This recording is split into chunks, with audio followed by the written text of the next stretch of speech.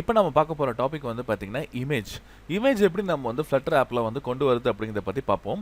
இது பேசிக்காக நம்ம 2 விதமாக கொண்டு வரலாம். ஒன்று வந்து நம்ம லோக்கல்லே நம்ம ஸ்டோர் பண்ணி வச்சுக்கலாம், அல்லது ஆன்லைனில் இருக்க இமேஜை டேரெக்டாக நம்ம கெட் பண்ண முடியும். சரிங்களா? இப்போ இதில் பாருங்கள், நான் என்ன பண்ணியிருக்கேன்னா ஒரு சிம்பிள் ஆப் ஒன்று நான் கிரியேட் பண்ணியிருக்கேன். இந்த டிசைனில் வந்து பாருங்கள் நான் கொண்டு வரேன்.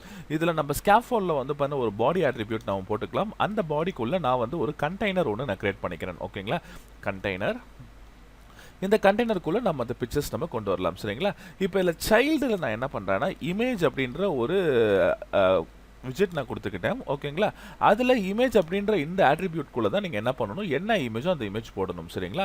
அதுக்கு முன்னால் உங்கள் சிஸ்டமில் இமேஜஸ் இருந்ததுன்னா இமேஜஸ் அப்படின்ற ஒரு ஃபோல்டருக்குள்ளே என்ன இமேஜ் இருக்கோ அந்த இமேஜ் நீங்கள் வச்சுக்கோங்க. சரிங்களா? இப்போ இங்கே பாருங்கள், நான் back.png ஒரு இமேஜ் வச்சுருக்கேன்.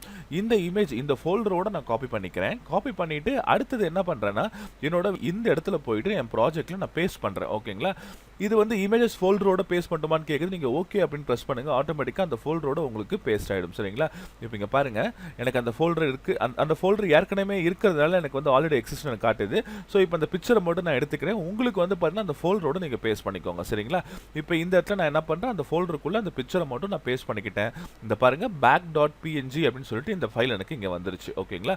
ஸோ இந்த மாதிரி வந்து பார்த்தீங்கன்னா ரொம்ப சிம்பிளாக வந்து பார்த்தீங்கன்னா நான் வந்து என்னோட அசெட்குள்ளே நான் வந்து இந்த பிக்சரை நான் போட்டுட்டேன். ஓகேங்களா? அடுத்தது வந்து பார்த்தீங்கன்னா நம்மளோட pubspec.yaml அப்படின்ற இந்த ஃபைலுக்கு நீங்கள் போங்க. இந்த ஃபைல் வந்து பார்த்தீங்கன்னா நம்ம வந்து ரொம்ப முக்கியமான ஃபைல்.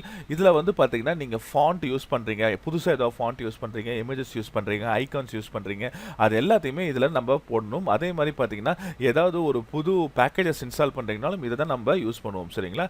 ஸோ இந்த இடத்துல நீங்கள் போங்க, அசெட்னு ஒன்று இருக்கும். இந்த கமெண்ட்டை நீங்கள் எடுத்துருங்க, இந்த ஹேஷை எடுத்துருங்க. இது ரொம்ப முக்கியம், கேஸ் சென்சிட்டிவ். அண்ட் தென் வந்து பார்த்தீங்கன்னா இது வந்து பாருங்கள், ஸ்பேஸ் எக்ஸ்ட்ரா விட்டாலும் உங்களுக்கு அது எரர் வரும். சரிங்களா? இப்போ கரெக்டாக நான் என்ன பண்ணுறேன், இந்த ஹேஷ் மட்டும் எடுத்துட்டு இமேஜஸ்க்குள்ளே என்னென்ன இருக்கோ அது எல்லாமே வேணும் அப்படின்னு நினச்சிங்கன்னா வரும் இமேஜஸ் ஸ்லாஷ் அப்படிங்கிறத கொடுங்க. ஓகேங்களா? இல்லை இமேஜஸ்க்குள்ளே ஒரு பிக்சர் தான் இருக்குன்னா நீங்கள் back.png, back.jpg அந்த மாதிரி அந்த பிக்சர் நேமை நீங்கள் கொடுத்துக்கோங்க. சரிங்களா? இதை நீங்கள் சேவ் பண்ணதுக்கப்புறம் உங்களோட மெயினில் போங்க. இந்த இடத்துல பாருங்கள், கெட் டிபெண்டன்சி அப்படின்ற இந்த ஒரு லிங்க்கை நீங்கள் கிளிக் பண்ணிங்கன்னா போதும், ஆட்டோமேட்டிக்காக இதுக்கு தேவையான டிபெண்டன்சிஸ் எல்லாமே வந்து இதில் லோட் ஆகிடும். சரிங்களா? இப்போ நீங்கள் என்ன பண்ணலாம்னா இந்த இடத்துல வந்து இமேஜ் ஆட்ரிபியூட்டில் நீங்கள் இமேஜ் நீங்கள் ஆட் பண்ணலாம். சரிங்களா? இப்போ நான் என்ன பண்ணுறேன், அசெட்டில் இருக்க இமேஜ் எடுக்கிறதுனால அசெட் இமேஜ் அப்படின்ற இந்த ஃபங்க்ஷனை கால் பண்ணுறேன். பாருங்கள், இமேஜ் அசெட் இமேஜ் அப்படிங்கிறத நான் கால் பண்ணிட்டேன். இதுக்குள்ளே பேராமீட்டராக பார்த்தீங்கன்னா நான் வந்து நம்ம இமேஜஸ்குள்ளே இருக்கிற ஃபோல்டரை நான் லிங்க் பண்ணிக்கிறேன். ஓகேங்களா? இங்கே பாருங்கள், இமேஜஸ் ஸ்லாஷ், ஓகேங்களா, ஸ்லாஷ் போட்டுக்கோங்க. அதே மாதிரி back.png அந்த ஃபைல் நேம் நான் இங்கே கொடுத்துக்கிட்டேன். ஓகேங்களா? இப்போ இதை நீங்கள் சேவ் பண்ணுங்கள். அதுக்கப்புறம் இதுக்கு ஹைட் வித் வேணாலும் நம்ம செட் பண்ணிக்கலாம். ஹைட் வந்து பார்த்தீங்கன்னா நான் என்ன பண்ணுறேன், ஒரு 150 அப்படிங்கிறத கொடுத்துக்கிறேன். ஃபுல் வித் இருக்கட்டும். நான் அதனால் வந்து என்ன பண்ண போகிறேன்னா ஃபுல் வித்துக்காக வித் $.infinity அப்படிங்கிறத போட்டுக்கிறேன். ஓகேங்களா? இப்போ இதை நீங்கள் சேவ் பண்ணுங்கள். இதை நீங்கள் சேவ் பண்ணதுக்கப்புறம் நம்ம என்ன பண்ணலாம்னா இதுக்கு ஒரு கலர் ஒன்று செட் பண்ணிக்கோங்க.